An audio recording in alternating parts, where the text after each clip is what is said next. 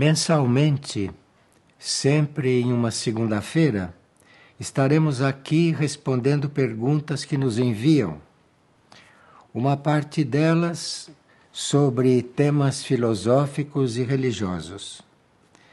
Não tratamos de política. As perguntas são enviadas para o site da Comunidade Figueira.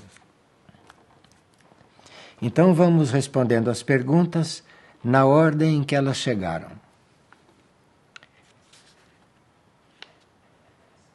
Uma grande entidade espiritual nos convida a carregar a nossa própria cruz.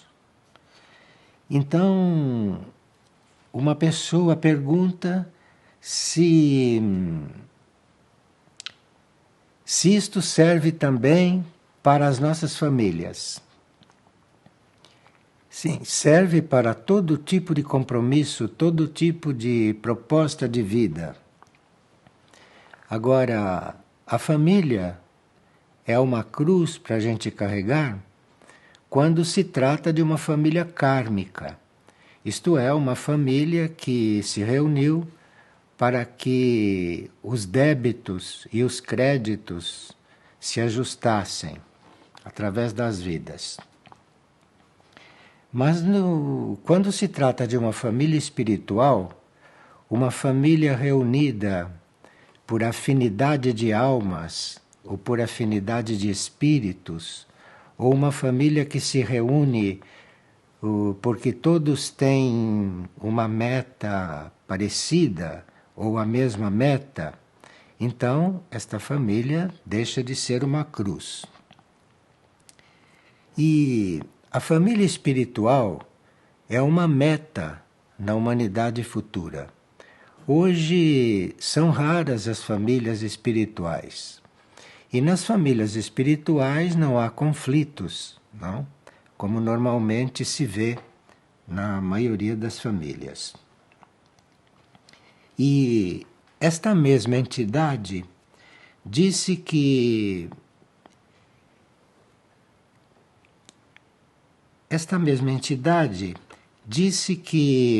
em Figueira há as frutas que estão maduras e existem aquelas frutas que caíram das árvores. E uma pessoa está perguntando o que esta entidade quis dizer com isso. Bem, quis dizer que as frutas que estão maduras não simbolizam aqueles membros da comunidade que estão trabalhando naturalmente, normalmente pelo plano evolutivo. E as frutas que estão caídas são aqueles que estão tendo dificuldade para cumprir o plano ou eventualmente que desistiram da sua tarefa. E outra pessoa está perguntando a respeito de telepatia mental. Telepatia mental é um assunto muito delicado. E quando se percebe que existe telepatia mental entre duas pessoas, isto é, comunicação de um mental para o outro, isto tem que ser feito com muito cuidado para que não se interfira no livre-arbítrio do outro. Então, os telepatas mentais teriam que vigiar para transmitir as coisas de uma forma autêntica, assim como vem da alma, e tomar muito cuidado para que a mente humana ou a mente analítica não se envolva com o assunto. Porque a mente, mesmo sem querer, tende a controlar o outro, tende a interferir no outro, e isso, na telepatia mental, deve-se ter muito cuidado. Mas a telepatia mental não é o único tipo de telepatia que existe. Existe a telepatia cardíaca, que é aquela transmissão, não, de sentimentos de coração para coração, de área cardíaca para área cardíaca. E essa seria a telepatia que se busca. E depois existe também a telepatia anímica, que é aquela comunicação de alma para alma. E essa parece que é a telepatia mais pura. Mas aqueles que quiserem aprofundar este assunto, que é muito importante e muito interessante, poderão procurar o livro Telepatia e o Veículo Etérico, de Alice Bailey, porque nós podemos ter uma telepatia correta, uma telepatia sadia, telepatia evoluída, cuidando do nosso veículo etérico, que é o nosso corpo de energias, não? E não procurando controlar o outro. Enfim, Telepatia, o Veículo Etérico é muito esclarecedor. Um livro científico, mas de muito alcance espiritual. Para aqueles que querem se trabalhar em matéria de comunicação. E uma pessoa está perguntando como é que fazemos quando alguém que tem um contato conosco e que convive conosco não quer se entregar aos seus níveis interiores, aos seus níveis superiores. Bem, isso é um assunto que tem que ser tratado muito amorosamente, com muita paciência, não? E com muita fé nas forças superiores do outro indivíduo. Agora, as dificuldades que temos nas nossas comunicações, nos nossos relacionamentos, as dificuldades são oportunidades de nós treinarmos tenacidade e paciência.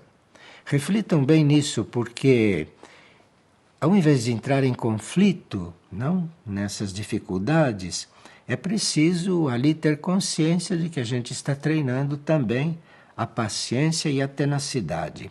Tenacidade no sentido de não desistirmos da nossa meta nessas comunicações.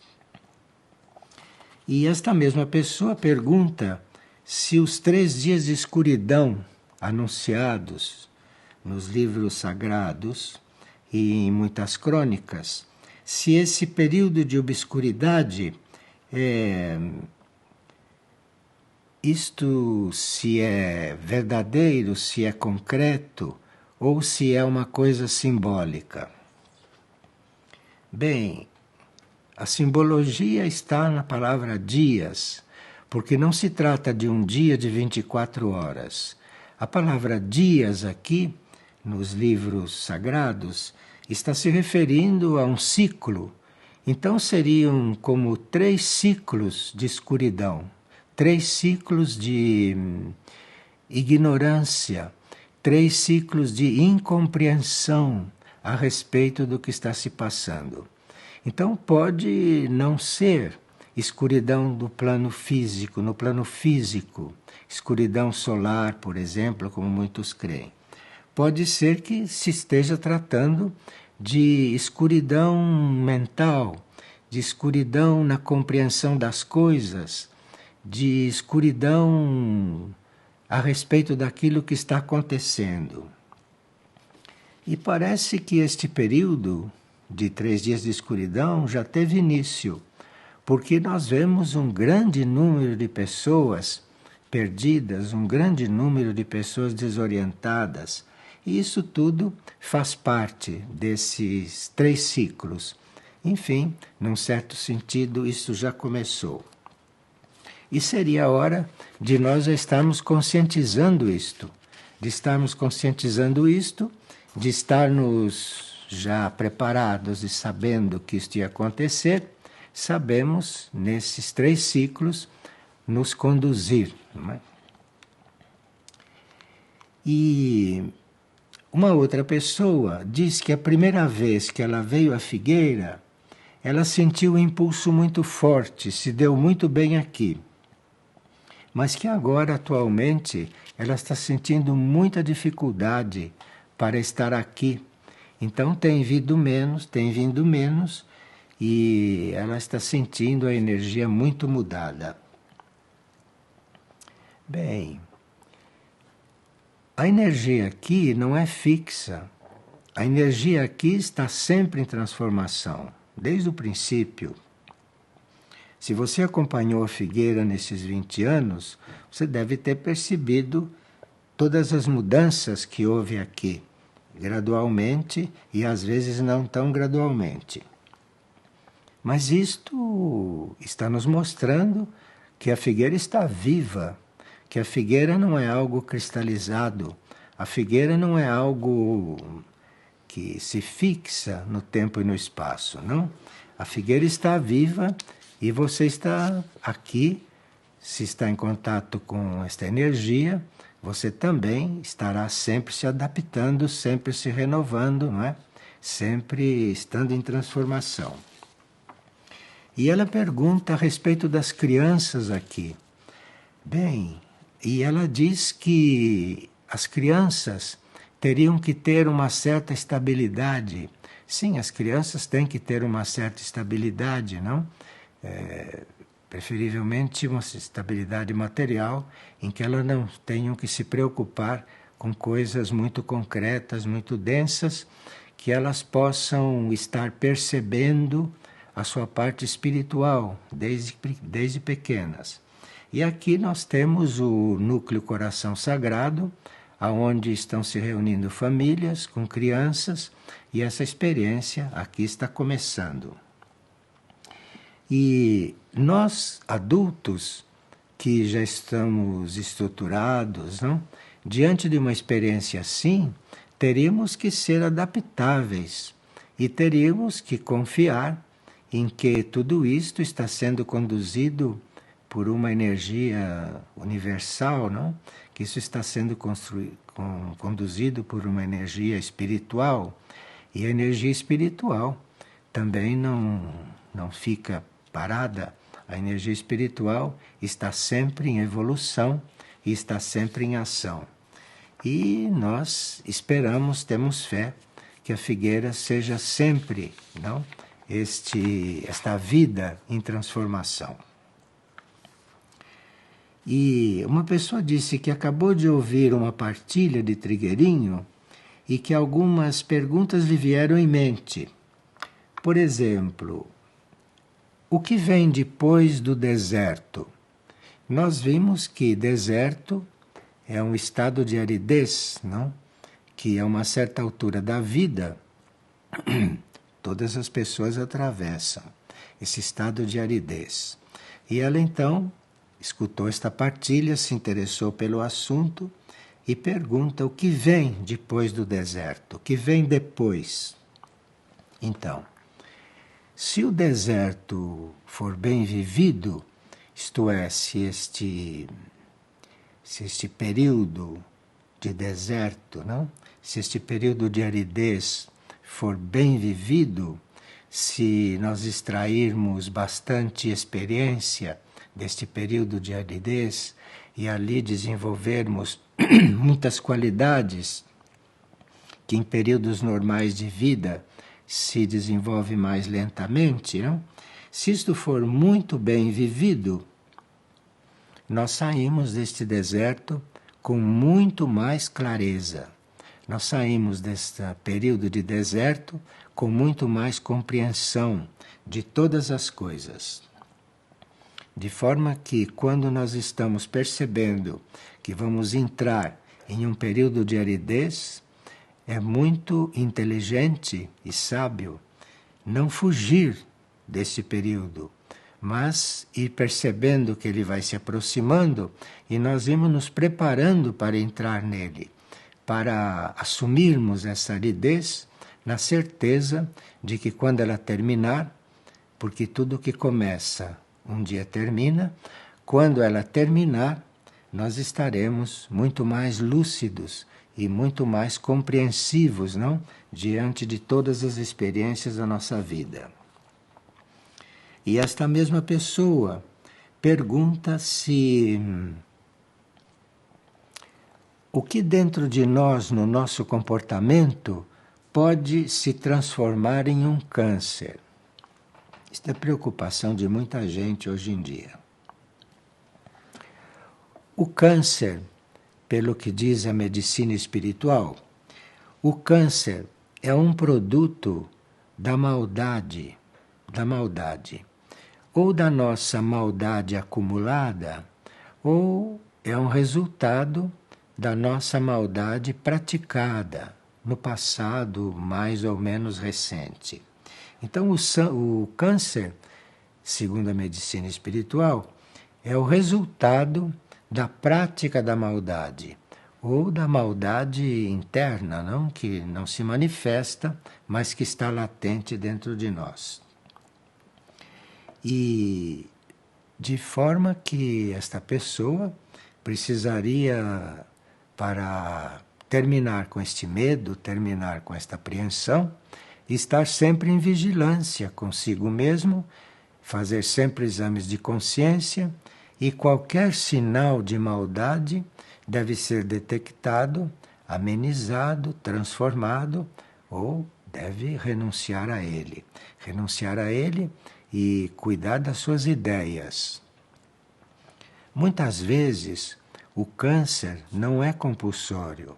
Mesmo que ele esteja previsto no nosso destino humano, ele pode não ser compulsório. Se nós mudamos a relação com certas ideias ou com certos princípios nossos. Então o câncer vem para queimar muitas coisas. Se nós nos transformamos profundamente, isto é, se nós mesmos cuidamos de queimar simbolicamente, não? Fazemos desaparecer tudo isso que é maldade em nós, esta espécie de destino pode se transformar. Nem sempre isto é compulsório. E esta mesma pessoa está também estudando o aspecto das nossas glândulas. E parece que está havendo casos na família de começo de tireoide, não? De mal de tireoide. E ela está perguntando qual seria a causa disto. A glândula da tireoide está ligada à nossa criatividade. Então, quando nós reprimimos o nosso lado criativo, a tireoide passa a ter problemas.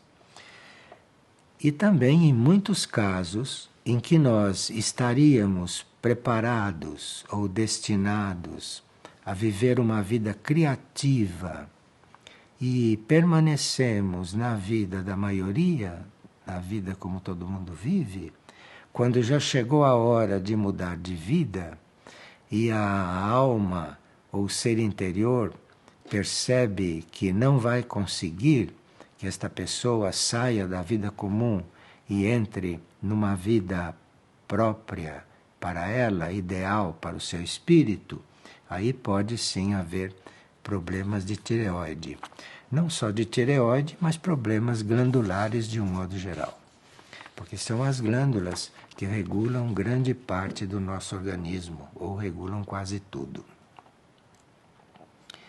E a respeito da misericórdia, da energia da misericórdia, alguém está perguntando se foi Cristo, Jesus, que trouxe esta energia para a Terra. Bem,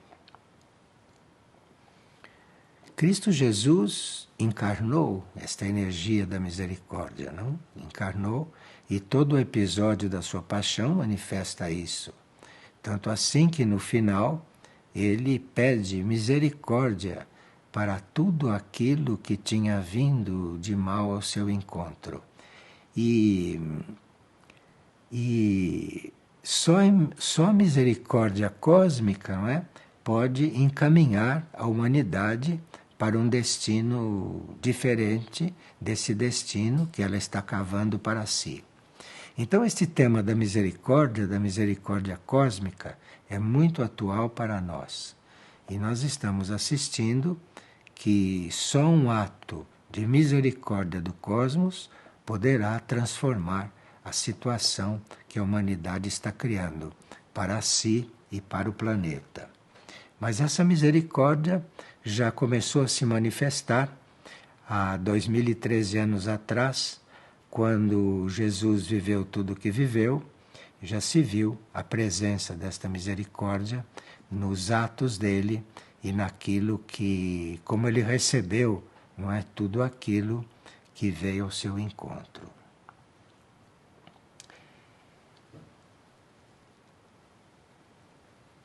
E uma pessoa está perguntando, quando nós estamos orando sozinhos, isto faz o mesmo efeito que orar em grupo ou existe uma diferença?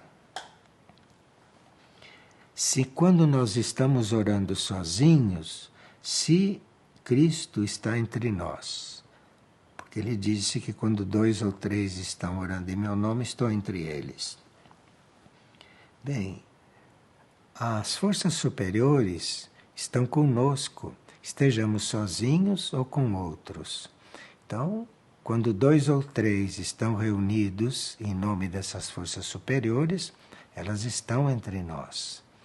Possivelmente com mais liberdade, com mais facilidade do que quando estamos orando sozinhos e precisamos de ajuda. Quando você está orando em 2 ou 3, a gente se ajuda, uns ajudam os outros, e isto pode realmente atrair, não é? Atrair mais do que quando alguns de nós oram sozinhos. Mas isto não quer dizer que quando nós oramos sozinhos, não estamos atraindo tudo o que temos que atrair. Claro, isso é uma questão de atitude nossa e é uma questão do nosso preparo para, inclusive, orar sozinho. Há muitas pessoas que têm mais facilidades para orar sozinhos e outras que precisam de ajuda. Em ambos os casos, tudo pode ser verdadeiro e tudo pode dar resultado.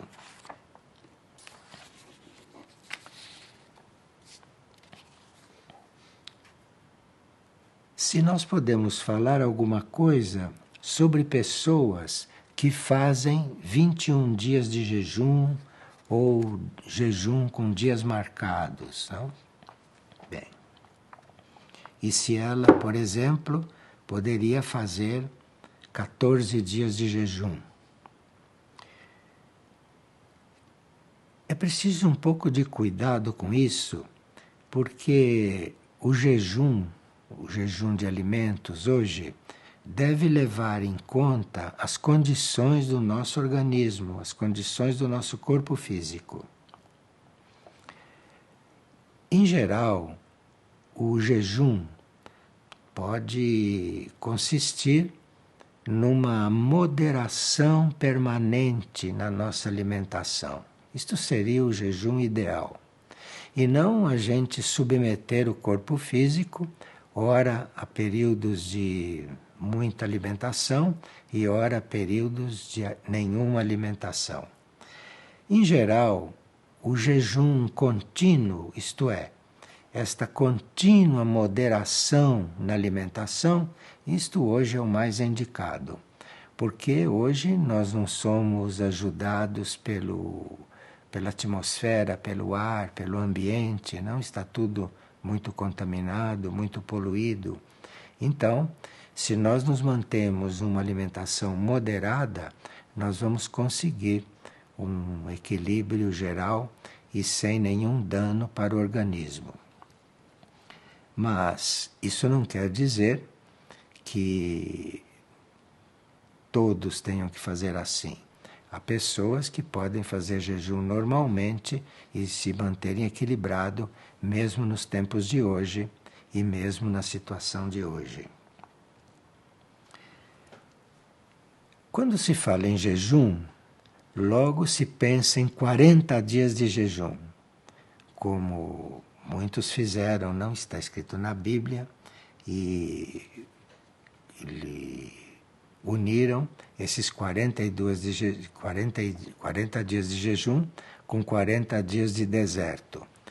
Isso é para espíritos muito fortes, para espíritos que podem entrar num ritmo completamente diferente, como seja 40 dias de isolamento, 40 dias de jejum.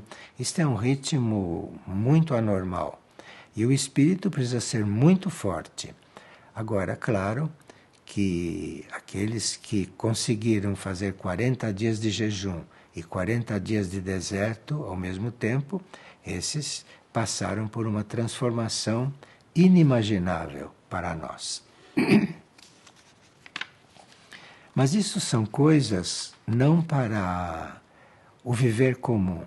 Isto são coisas necessárias, por exemplo, quando temos uma encarnação de profundas transformações, mas profundas mesmo.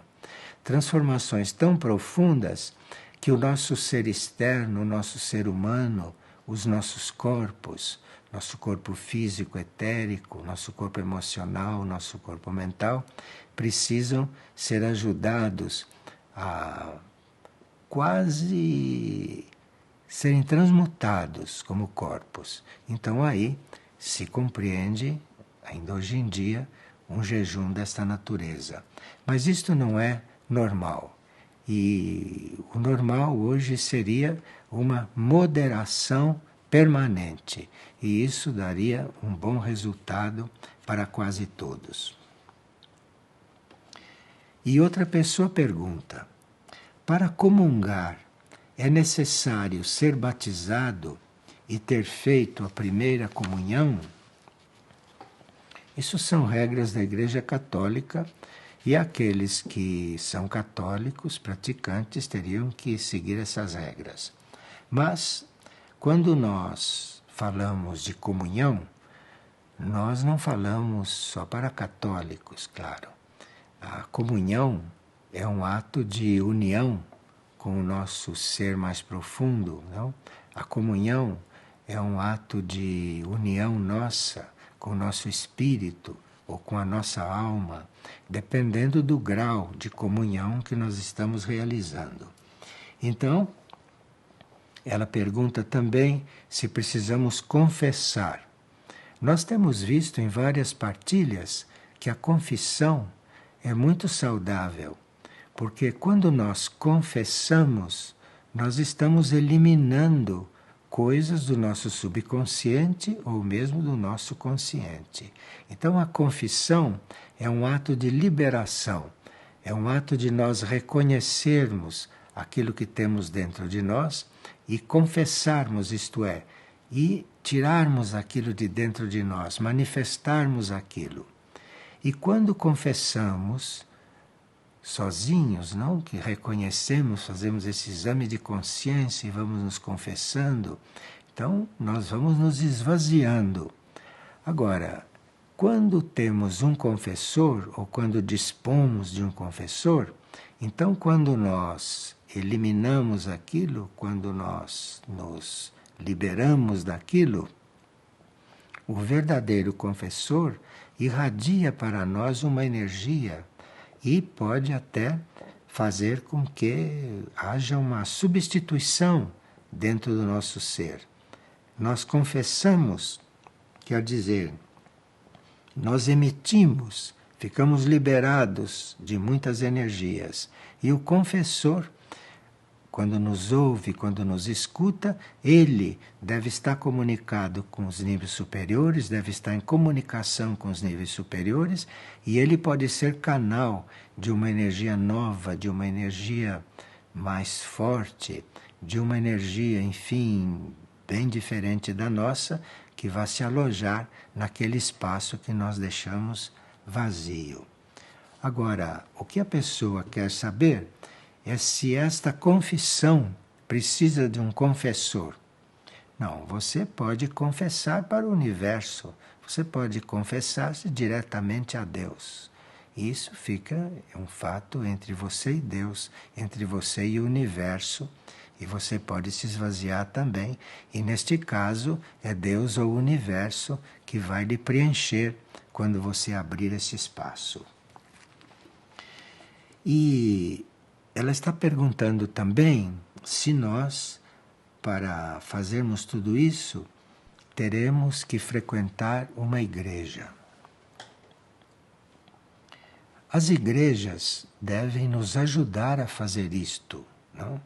Mas nós podemos fazer isto independentemente de estarmos numa igreja. Nós fazemos isto conosco e com o hábito de fazer isto, com a tenacidade de fazer isto, com a boa intenção de fazer isto, vamos construindo dentro de nós o nosso templo. De forma que quem está fazendo isso, não indo a uma igreja, pode estar construindo o seu templo interno. Agora, quando se vai à igreja, supõe-se que aquilo exista para nos ajudar, não é, a construir esse templo interno dentro de nós. Porque numa igreja encontramos recolhimento, encontramos tudo aquilo que seja necessário entre as coisas que sozinhos nós não poderíamos encontrar. Mas as igrejas devem nos ajudar a fazer isto, mas nem todos necessitam disso. E se é a única forma de comungar esta da Igreja Católica, isso já sabemos que não é, e que a comunhão pode ser uma coisa também muito íntima nossa, muito íntima nossa.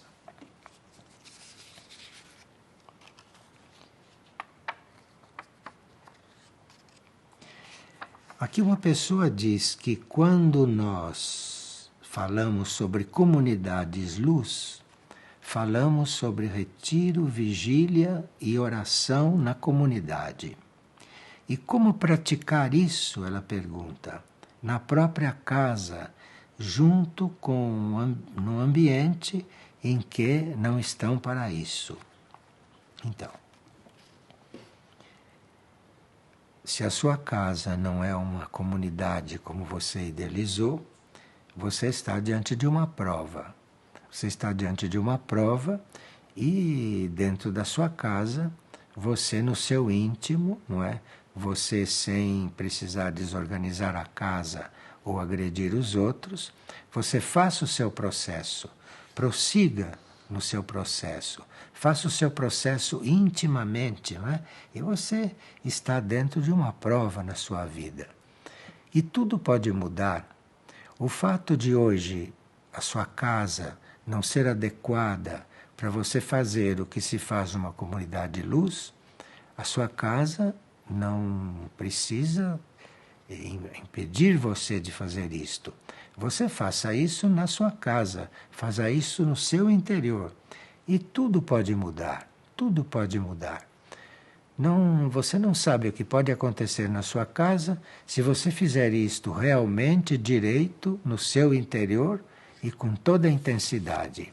É imprevisível o que possa acontecer. E digamos que com tudo isso o seu ambiente não mude. Digamos que com tudo isso a sua casa continue não sendo adequada. Aí é seu espírito que vai resolver esse assunto. É o espírito. Se você vai prosseguir nessa prova mais tempo ou se ele vai lhe retirar dali e lhe dando um outro ambiente, uma outra oportunidade. Mas isso é um assunto do espírito. Isto nem sempre é uma decisão do nosso ego humano. E qual é a causa oculta das dores nos nervos, nos músculos e na cabeça? Bem, uma das causas principais dessas dores e desses males, não? É o mau uso que se fez da mente em vidas anteriores. Então, o mau uso que se faz da mente, isso tanto pode redundar numa doença, em dores, na mesma encarnação, como pode ficar para a encarnação seguinte. Ou os resultados deste mau uso da mente, esses resultados maus, podem começar numa vida e prosseguir numa outra. Isso nós sabemos que é um assunto bastante conhecido. Agora, como resolver isto? porque ela está fazendo terapias, está consultando psicanalistas e tudo, e não está vendo mudanças, não está vendo melhoria. Bem, trata-se de você renunciar ao seu atual modo de pensar. Nenhum psicanalista pode resolver o seu problema se você não muda o modo de pensar. E se você começa a mudar o modo de pensar, o trabalho do psicanalista vai ser menor, não? Ou você pode até não precisar mais dele se a sua alma aderir ao seu trabalho e principalmente o seu espírito. Tenho sonhos constantes com aviões, diz essa mesma pessoa. E os aviões são de cor branca. Os sonhos com aviões, em geral, simbolizam coisas da nossa mente.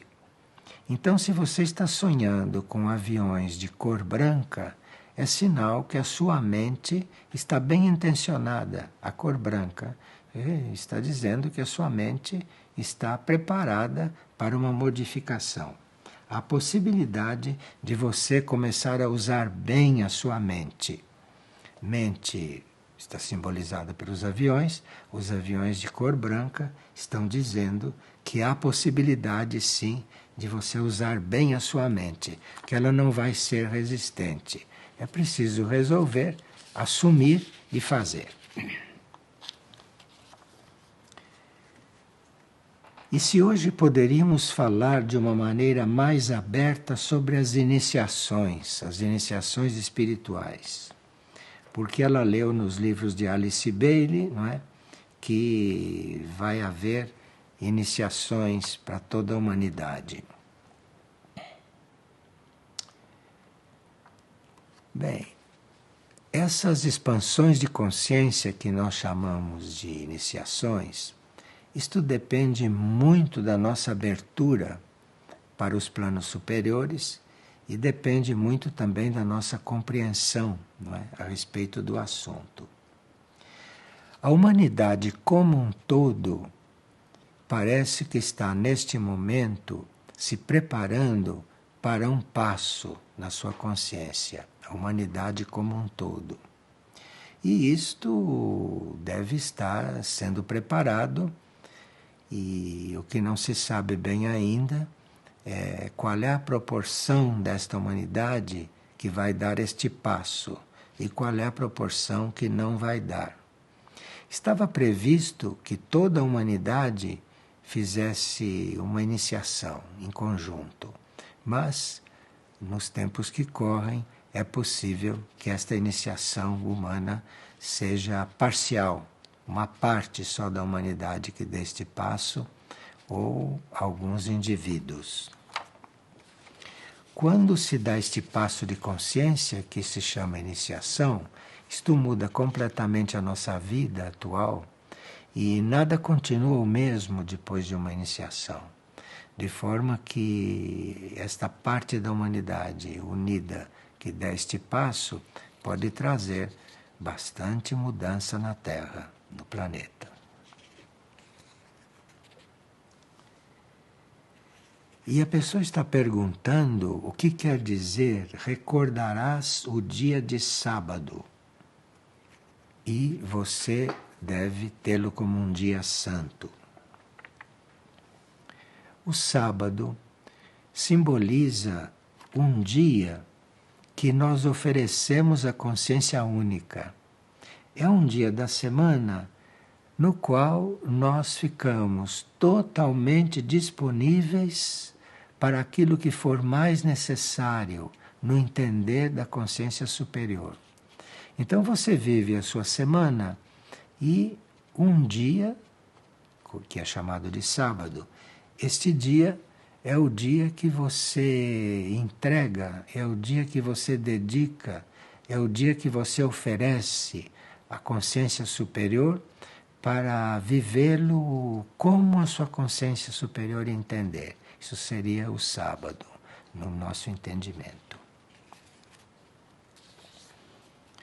E quando você forma o hábito de viver o sábado, quando você forma o hábito de oferecer este dia, não?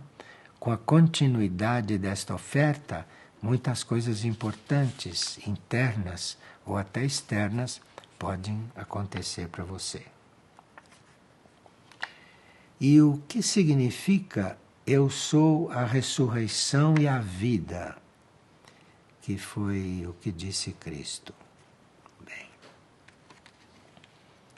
o que nós entendemos por ressurreição é um certo grau de iniciação, é um certo grau de expansão de consciência. Mas quando nós dizemos que queremos ressurgir, podemos não estar nesse grau de consciência. Mas nós estamos também ressurgindo é quando estamos nos libertando desta matéria densa, não? E passando a nossa consciência para um nível mais sutil. Então, a humanidade prefere continuar prisioneira. A humanidade prefere, em geral, estar prisioneira. Ou, como se diz simbolicamente, prefere estar adormecida na tumba. E não são muitos, não, que querem ressurgir dos mortos, querem ressurgir dentro desta humanidade adormecida. Tudo isto é simbólico, mas não é tão simbólico assim do ponto de vista das iniciações. Porque quando nós vamos vivendo esse simbolismo básico de queremos ressurgir desta matéria densa, não? Nós vamos entrando em outros níveis de consciência, então vamos encontrando essas grandes transformações ou essas iniciações. E a ressurreição é considerada uma das iniciações superiores, uma das transformações superiores que nós podemos fazer. Este ressurgir, não, desta espécie de morte na matéria, não, para uma vida menos material ou uma vida mais abundante e livre, como se diz. E no livro Os Mistérios da Cruz, na atual transição planetária, encontra-se muitos convites, não, a nós aderirmos à suprema renúncia. E cada um vê aquilo que quer e cada um vê aquilo que pode em um livro como aquele, que é um livro muito simbólico, não é? E ali cada um se localiza e vê o que ele quer dizer. Isso depende do nosso ponto evolutivo. Então ali está falando de grande renúncia, suprema renúncia. Suprema renúncia é algo que nós vamos ter necessidade de viver depois que fazemos muitas pequenas renúncias. Essas renúncias que se faz no dia a dia, essas renúncias normais da vida, depois de fazer muitas dessas renúncias, um dia chegaremos nas grandes renúncias.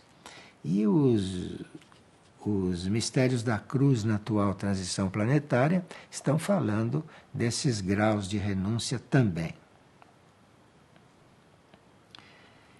E esse ritual, pergunta a pessoa, esse ritual da comunhão, esse ritual de comer o meu corpo e beber o meu sangue, como propôs Cristo na Santa Ceia, todo ritual físico bem feito, todo ritual físico feito com consciência, com vontade, não? E com ritmo, todo ritual físico é uma ajuda para nós chegarmos naquele ritual que nos transforma interiormente.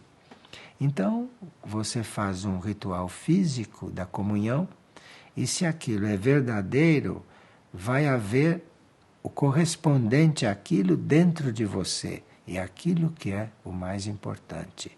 Mas aí você precisa estar bastante fiel ao seu ritual físico, ao seu processo exterior, ao seu processo aparente, tem que estar muito assíduo nisso, muito fiel a isso, vivendo isto com muita fé, e um dia estas coisas começam a acontecer dentro de você. Essas coisas então começam a acontecer no seu interior. E é aí então que as coisas realmente começam. E a pessoa pergunta: alma e espírito são a mesma coisa? Porque ela tem estudos que dizem que alma e espírito é a mesma coisa. E aqui nós dissemos que existe uma diferença entre alma e espírito. Essas questões de definição variam muito com a nossa necessidade de nos aprofundarmos. Então, quando se diz que alma e espírito não são a mesma coisa, não quer dizer que sejam coisas muito separadas. São coisas muito unidas, mas que se apresentam para nós com energias diferentes. Então, alma é o nosso núcleo de consciência além do mental, esse mental do qual nós somos conscientes. Além do mental, nós temos esse núcleo de consciência que é a alma. O mental está na dimensão mental. A alma está na quarta dimensão, está uma dimensão acima. E o espírito está na quinta dimensão. É uma questão de núcleos de consciência nossos em diferentes dimensões. Então, quando você alinha a sua personalidade, quando você cuida da sua personalidade, quando você une a sua personalidade, isto é, você forma uma união, um canal entre a sua mente, as suas emoções e o seu corpo físico, os seus desejos, quando você une tudo isto, então esta união leva você para o nível da alma. E aí, quando você une esta sua personalidade toda unida e harmoniosa com a alma, isto leva você ao nível do espírito. Então você vai chegando no nível da alma e no nível do espírito à medida que você vai se alinhando, à medida que você vai unindo os níveis conscientes do teu ser. E aí você vai então fazendo este alinhamento. Então você vê que você passa pela consciência da sua alma, depois você começa a buscar a consciência do seu espírito, então você vê que isso tudo forma o seu ser. Né? Então, esta doutrina que diz que alma e espírito são a mesma coisa, está cuidando de mostrar todo o seu ser unido. Mas, dentro do seu ser, você tem realmente todos esses níveis, ou tem realmente todos esses núcleos. Então, quando você fala de alma, você está falando do seu núcleo consciente na quarta dimensão. E quando você está falando de espírito, você está falando no seu núcleo na quinta dimensão. E isso é o trabalho da vida. O trabalho da vida é nós irmos ficando conscientes, mais conscientes possível no nível em que nos encontramos e buscando a união com o nível imediatamente superior. Isso é o trabalho da vida. Aqui diz, em cada era, em cada religião ou filosofia, em cada cultura, em cada raça, a mulher sempre teve uma grande expressão em todos os tempos. E se isto é a energia da Mãe Universal, sim, é sempre a energia da Mãe Universal, que vai se manifestando em todas as épocas, dentro do grau que a humanidade pode suportar e dentro do grau que o planeta pode, então, receber. Então, sim, isto é sempre a Mãe Universal, desde o princípio, que se manifesta na potência, na expressão, né, que naquele momento as coisas podem suportar. E principalmente que a humanidade pode compreender isto. Mas agora, pergunta uma pessoa, pergunta a mesma pessoa, parece que está vendo algo diferente. Sim, porque nós estamos começando a reconhecer que não somos só nós, como humanidade, que estamos desenvolvendo certas coisas. Nós estamos começando a perceber que o planeta onde nós estamos também está passando por expansões de consciência. E neste momento, por exemplo, existe a parte feminina da criação, que nós chamamos de Mãe Universal, que tanto está atuando sobre a humanidade, como está atuando também sobre o planeta. De forma que isto é uma expansão de consciência no nível da humanidade e no nível do planeta também. E ela se intitula Mãe Universal, num certo grau de manifestação. Ela se intitula Mãe Planetária, se ela está se referindo a ela no planeta, ou ela se refere à nossa mãe quando está se referindo à humanidade. Mas é sempre esta mesma energia cósmica que se apresenta em diferentes maneiras, em diferentes graus, para nós, individualmente, para grupos, para a humanidade ou para o planeta. E a pessoa pergunta, ao longo da história, houve vários profetas evidentes anunciando o fim que estava próxima. E todas essas profecias falharam, porque os séculos passaram e nada aconteceu. Bem, não sei se nada aconteceu. Nós estamos neste momento no final de um ciclo, no final de uma época. Isto pode não querer dizer que o planeta chegou no fim. Não, o planeta vai continuar. O que está no fim é um ciclo da vida da humanidade, um ciclo da vida do planeta, o ciclo de uma época.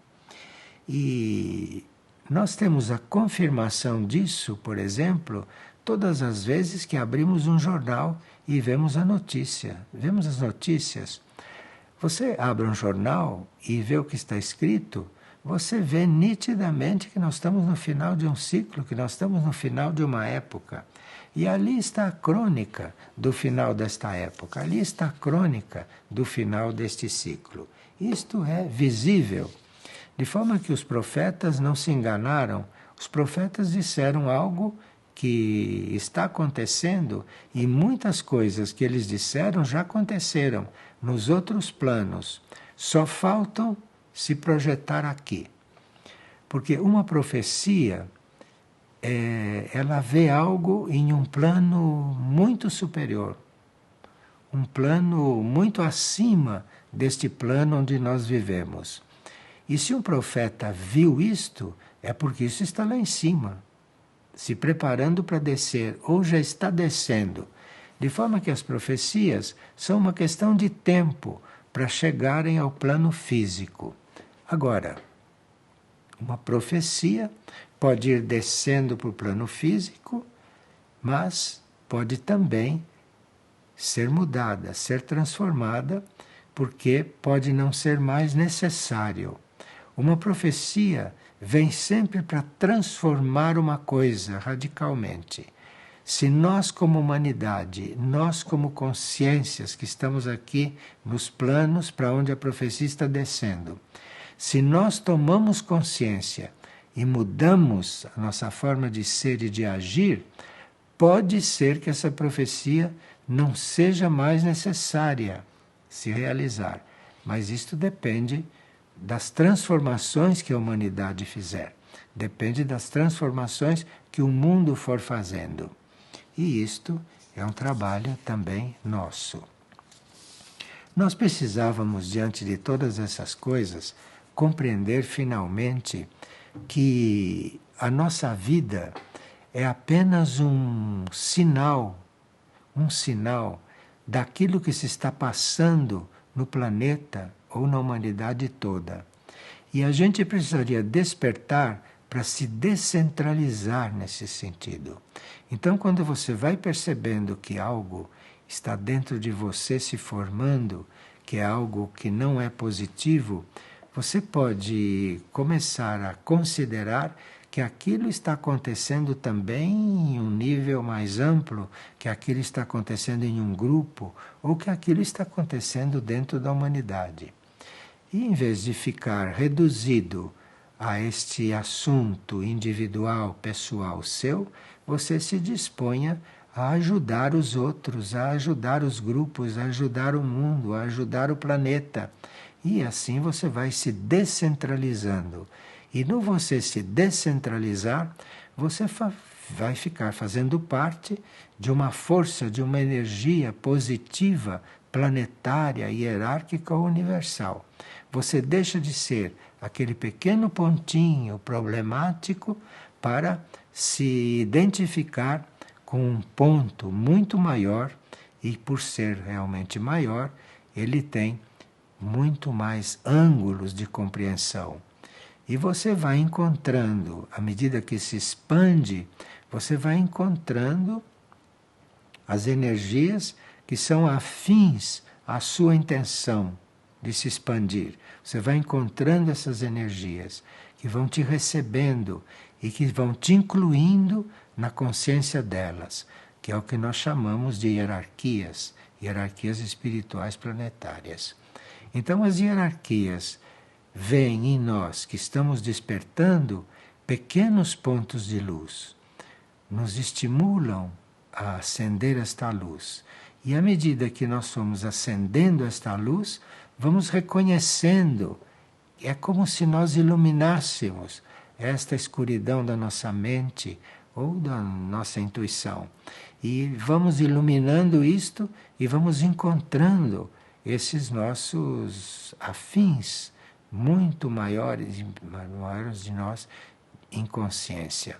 Vamos encontrando esses afins, vamos nos unindo a esses afins e vamos somando todas as nossas energias e as nossas forças.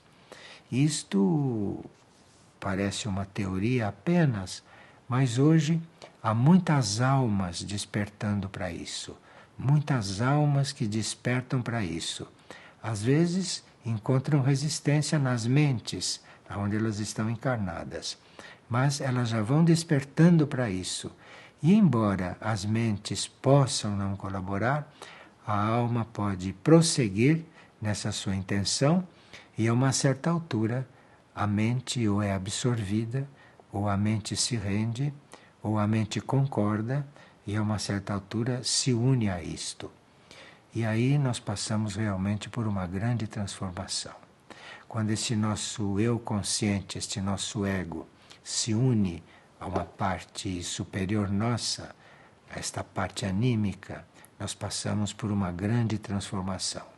E, consequentemente, todo o nosso ambiente e tudo aquilo que é aqueles que têm contato conosco passam também por uma influência muito positiva. E isto é o que nós teríamos que realmente treinar agora. Treinar agora para não sermos absorvidos, não é, pelas correntes contrárias que são muito fortes neste momento. Mas o que está aí é uma escolha diante de nós. Nós estamos diante de uma escolha e precisa ver de que lado vamos optar. Vamos optar por ficar no nosso pequeno problema, no nosso pequeno ego, no nosso pequeno íntimo, ou vamos optar por nos unir com algo maior. Tudo isso as energias estão estimulando em nós. Os nossos irmãos maiores estão nos estimulando a isso. E a opção está em nós, porque nós temos o livre-arbítrio, não? Sabemos disso. E aqui uma pessoa está muito preocupada com a situação dos animais que estão com ela. E ela está perguntando como é o processo da desencarnação nos animais. E como devemos tratar um animal que está se preparando para desencarnar? Bem, o animal pode já ter uma alma em formação, o animal pode já ter uma alma formada, ou pode não ter essa alma formada. Pode ainda não ter. Mas se ele ainda não tem esta alma formada, ele pertence a uma alma grupo, a uma alma para a qual vão todos os animais, as essências de todos os animais que estão encarnados. De forma que ela pergunta como fazer com o animal quando ele desencarna, já que ela não participa deste processo de desencarnação dele. O que ela quer saber é o que fazer com o corpo deste animal. Se este corpo vai ficar habitado por quanto tempo ainda, depois que ele aparentemente está desencarnado. Bom,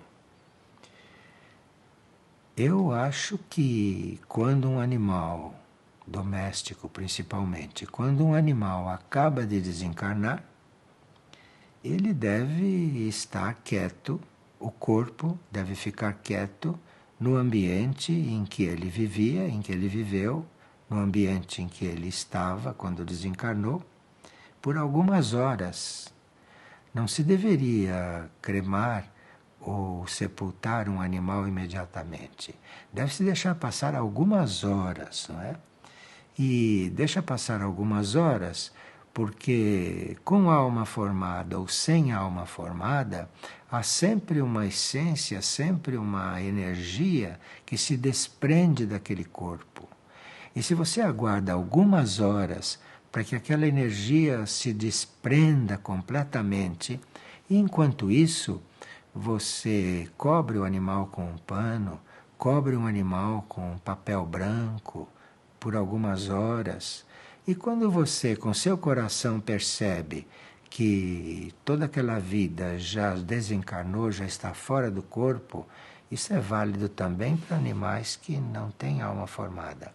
Mas aquilo vai se desprendendo do corpo e você respeita aquilo, você respeita, você cobre aquele corpo, deixa aquele corpo em paz para que este processo se dê bem simplesmente e bem tranquilamente. Isto é o que você pode fazer. Nós precisamos dar atenção aos reinos que convivem conosco nesse planeta.